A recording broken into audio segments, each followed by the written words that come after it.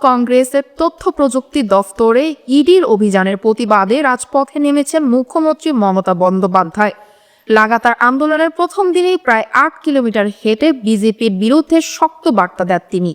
সামনে বিধানসভা ভোট, তার আগে এই ইস্যুকে ঘিরে পশ্চিমবঙ্গের রাজনীতিতে উত্তাপ আরও বাড়ল। বিস্তারিত দেখুন প্রতিবেদনে।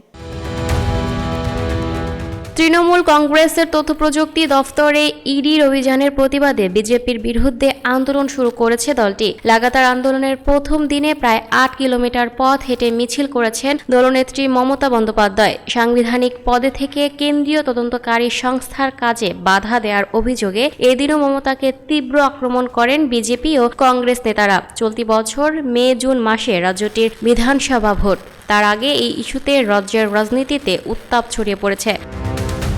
শুক্রবার ৯ জানুয়ারি দক্ষিণ কলকাতার যাদবপুরে প্রায় ৮ কিলোমিটার পথ পায়ে হেঁটে বিজেপির বিরুদ্ধে প্রতিবাদ মিছিলের নেতৃত্ব দেন পশ্চিমবঙ্গ রাজ্যের মুখ্যমন্ত্রী মমতা বন্দ্যোপাধ্যায়। মিছিলে মমতার পাশে দেখা যায় অভিনেতা ও সাংসদ দেব, অভিনেতা সোহম, কাঞ্চন মল্লিক সহ আরও বেশ কয়েকজন অভিনেত্রীকেও। দীর্ঘ মিছিল এগিয়ে চলে যাদবপুর ৮B বাস স্ট্যান্ডের দিকে। আর রাস্তার দুই ধারে হাজারো মানুষ ছিলেন। কেউ বাসার জানালা দিয়েও হাত নেড়ে প্রতিবাদে সামিল হন। মিছিল শেষে প্রতিবাদ সভায় বক্তব্য রাখতে গিয়ে কেন্দ্রীয় বিজেপি সরকারকে কার্যত তুলনাধনা করেন তৃণমূল নেত্রী। সরাসরি বিজেপির রাজ্য নেতাদের নাম ধরে কেন্দ্রীয় স্বরাষ্ট্রমন্ত্রীর কাছে টাকা পাঠানোর মতো গুরুতর অভিযোগ করেন মমতা। যদিও মমতার বিরুদ্ধে একই রকমভাবে সংবিধান না মেনে ইডির অভিযানে বাধা দেওয়ার অভিযোগ তোলেন বিজেপি ও কংগ্রেস নেতৃত্ব। কলকাতায় তৃণমূলের প্রতিবাদ মিছিলে উপস্থিত অনেকেই কেন্দ্রীয় সরকারের বিরুদ্ধে বাংলা ভাষা ও বাঙালিদের প্রতি একচোখা নীতির সমালোচনা করেন। গত বৃহস্পতিবার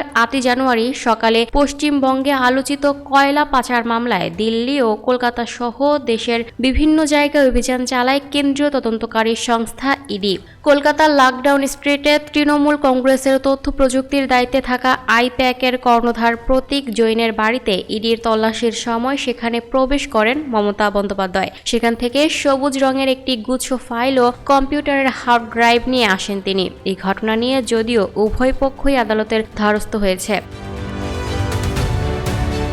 lucky Akter, up to date news, Dhaka. এই ছিল সর্বশেষ সংবাদ। পরবর্তী সংবাদ পেতে আপ টু ডেট নিউজের সাথেই থাকবেন। ধন্যবাদ।